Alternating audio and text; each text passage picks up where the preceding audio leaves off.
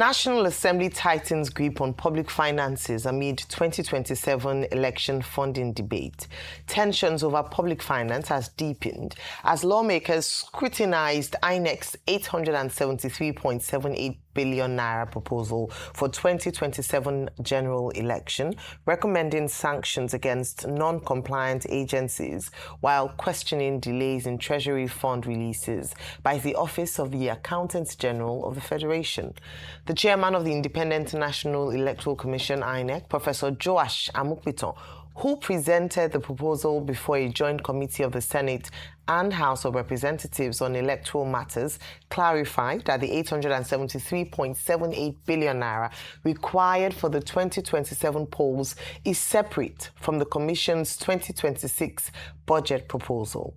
For 2026, INEC plans to spend 171 billion naira on its operations, including the conduct of by-elections and off-cycle elections. Moving on, the lingering crisis over leadership and governance at the local government level in Osun State is taking its toll on workers and pensioners. Many of the communities are also sinking deeper into poverty and neglect. Since March 2025, more than 130 billion naira statutory allocations due to the 30 local government areas in the state have been held back, trapped in bank vaults due to political power play. Even worse, the crisis is increasingly deepening political tension and degenerating into violence and loss of lives. Away from Osun, former Kaduna State Governor Malam Nasir El-Rufai is facing backlash over his claim that the phone of the National Security Advisor, Nuhu Ribadu, was bugged. Aides of the president and politicians, including former Kano State Governor Abdullahi Ganduje, as well as legal practitioners and security experts, are calling for El-Rufai's probe over the claim, arguing that his confession on national television was sufficient grounds for prosecution. But the former governor has gone further to ask the National Security Advisor, Malam Nuhu Ribadu, to clarify reports that the NSA's office imported thallium sulfate, a very dangerous toxin. In the letter titled Request for Clarification on the Procurement of Thallium Sulfate, El-Rufai raised some questions which he asked Ribadu to respond to. Joining us on Political Brief to discuss these stories is Arise Director of News and Politics Editor Somna Sambo. Good morning, Somna. A very busy weekend of news in Nigeria, and some of them presented this morning. You're most welcome today. Somna, if you don't mind, let's start. Good morning, Ayo. Good morning, Dr. Abatsi. Morning. Of course, Rufai. Morning, Sambo. That's you. If you don't mind, let's start with the new Nasir Rufai story versus Nuhu Ribadu. Some people are commenting that, well, the attempt to arrest him at the airport on his return to the country did not follow due process. I think that's easy to understand. But the other issue is that when he now went on prime time with Charles Aniagolu, he said, he almost confessed, or he confessed publicly, that, some people had bugged the NSC's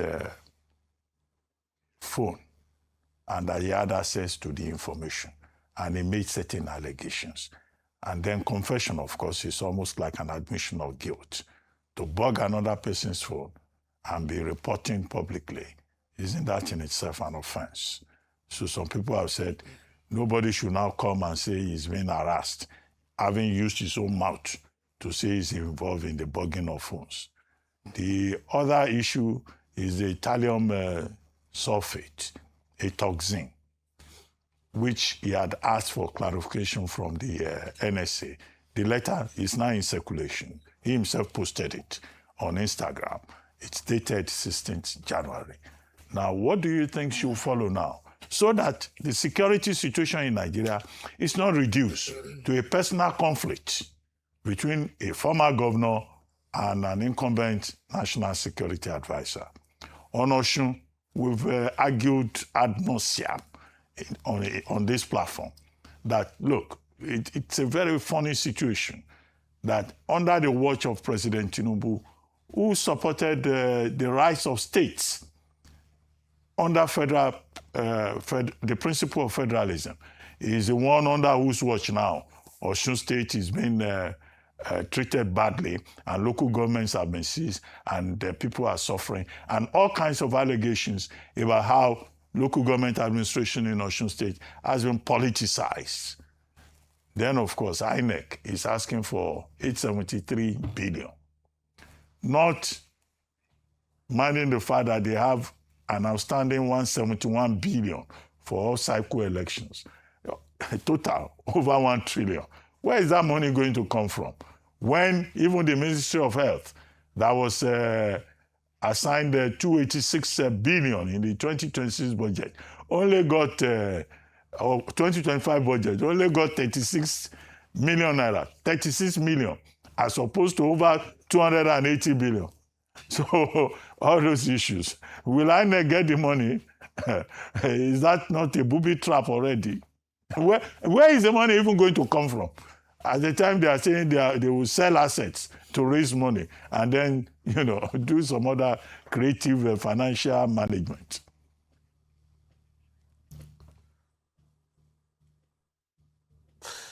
All right. Thank you so much for raising some of these issues. Let's start from the ongoing battle between two friends, one in government and one out of government. Nasser El-Rufai and his very good friend, the National Security Advisor, Nuhu Ribadu. I want you to look at it from the perspective of what has happened if you roll back the last 10 years between these people, because Nigerians should be very careful not to allow these people to drive the narrative. These are just, people who are playing politics with governance. I mean, remember when the APC came into government in 2015, Nasser El-Rufai was the arrowhead of the think tank for the Buhari presidency. And of course, they helped to put in place certain things. And of course, you would have seen that, some appointments that were made, which were supposed to have gone towards Bola Tinubu then as APC national leader, as they like to call him, or Nuhu Ribadu, most of those appointments were kicked aside because of, the so-called cabal that were under the Buhari presidency with Nasser El-Rufai, people like Mamandara, and a whole lot of them, holding sway, with Issa Funtua and so many of those people. So some of the things that you're seeing are part of those grievances, even from the Tinubu presidency himself. They hit back at Tinubu, denying some of his appointees, pushing him aside, and he was quiet for a whole lot of time. And he licked his wounds quietly until he had the time to actually hit back. And of course, he got back to power. The same thing with Nuhu Ribadu. And so you would have seen that all these things, Nigerians should look at it without emotion and face the issues rationally. Now, the things that Nasser El-Rufai revealed actually it's quite disturbing. And if I were President Bola Ahmed Tinubu, I would start doubting the integrity of Nuhu Ribadu based on the allegation immediately. But then, as an NSA, for his phone to be bugged, the idea by Nasser El-Rufai is to push the narrative that Ribadu is ineffective. But is Ribadu really ineffective in power? President Tinubu knows best, because for him to have appointed Ribadu NSA, it means he has done his due diligence and all of that. So I would want us to look at it from that perspective, that El-Rufai is trying to drive a narrative which is very dangerous to the country beyond the politics that they are trying to play. Because that means if our National Security Advisor's phone is being tapped, a whole lot of sensitive discussions can go out and it could be used against the state, not just against the president or even Nuhu Ribadu himself. So it's a very dangerous narrative. But you see that Nasser El-Rufai was careful and was being skillful with his words, trying to say that that someone else tapped the phone and informed him, not that himself actually tapped the phone. So I would say that the National Assembly needs to come in right now. I know that the APC-led National Assembly is one that, tilts towards the party and all of that right now, instead of the Nigerian people. But in the saner society, by now, the National Assembly's Committee on National Intelligence should start thinking of putting together a bipartisan committee that will call all these people and listen to them. Because the idea of the National Security Advisor or the Office of the National Security Advisor saying that Ribadu should submit all his evidence to the DSS, I don't think that may provide a fair hearing. President Tinubu should encourage the National Assembly to set up a bipartisan National Intelligence Committee meeting, whether it's ad hoc, different from the National Intelligence Committee meetings that we have in both chambers now, and sit down and look at this, because these allegations, for example, of the poisonous substance that he is actually bringing to the fore, could actually be likened to what happened to Alexander Litvinenko in the UK, when the Russians kept targeting the oppositions outside the country. And of course, many of them would just go to restaurants to eat, and before you know it, pick up some of these substances, and before you know it, they are dead after some time, or so on. So the opposition leaders, if that's what Nasir El-Rufai is saying, that they are in danger, has also sent a very difficult and dangerous signal that the governing party maybe is afraid of what's going to happen in the next election. And so I would think that if this National Intelligence Committee, an ad hoc one or a different one, is set up, it could help to calm frayed nerves. And then, of course, because you have members of other political parties, it could help to shield APC away from this dangerous, very, very dangerous narratives that Nasir El-Rufai is trying to bring. Well, does Nasir El-Rufai have the sympathy of many Nigerians? I can tell you that many Nigerians don't have sympathy for him, because he's part of those who actually brought some of these issues. When they are in power, they were enjoying, their potencies of power, hitting hard at opposition in his home state. And you would have seen someone like Senator Shehu Sani providing very clear and raw evidences. So please, Nigerians should not treat these issues from an emotional perspective. Everybody is a suspect. From President Tinubu to the National Security Advisor to Nasir El-Rufai that's raising the allegation, and the so-called opposition leaders who claim to have this information, everybody should subject him or herself, because this is a threat against the Nigerian people. And so, let's be careful too. Let's look at this man called Nasir El-Rufai and be careful to ask him not to play politics that could destroy Nigeria. Because Nigeria is bigger than himself. Nigeria is bigger than the African Democratic Congress or the group of opposition leaders, including the governing governing All Progressives Congress. This nation must be taken with, a whole lot of trust by the political elite. This is not good. We have not heard this kind of narratives before. And so please, the dangerous precedent that Nasir El-Rufai is setting should be contained. And if these allegations are found to be false, I think the law should actually take its course, irrespective of the alleged victimization that he's claiming. Now, let's look at some of the issues that have been raised too. The issues of funds in the National Assembly. Actually, these are very dangerous times that we are in. Lawmakers are asking this very simple question, but which the Tinubu presidency hasn't really answered. Where is the money? Because MDAs are complaining that some of them got 5%. In fact, some even got 1% of funding for capital budget. And yet, we heard the president saying that we have surpassed our target. The president said we surpassed our target of 40.8 trillion naira thereabout, only for the Minister of Finance to come and tell us, what they're doing, that we had only realized about 10 trillion. Now, the customs, the FIRS that keep telling us that we've already gone above. Where is the money? Because now, if this money is not available to fund INEC on time, and I can tell you that we've already started missing those deadlines, there'll be a problem. 873 billion. The National Assembly should actually question that budget very well, because these issues actually have to do with over-expenditure. In the last election, we spent about 3,800 naira per one voter in Nigeria. That's about 93 million voters. So if you now look at the budget that INEC has presented, because that budget then was about 300 and something billion naira, to which they got about 313 billion released to them. Now, if you now put this together, you will see that that amount has quadrupled. And so the cost of election is becoming too much. And then you discover that it is very clear that the National Assembly is not doing its job. Because if both houses of the National Assembly are doing their job, they will scrutinize the INEC budget. Look at the IRF that we're talking about, spending 200 billion.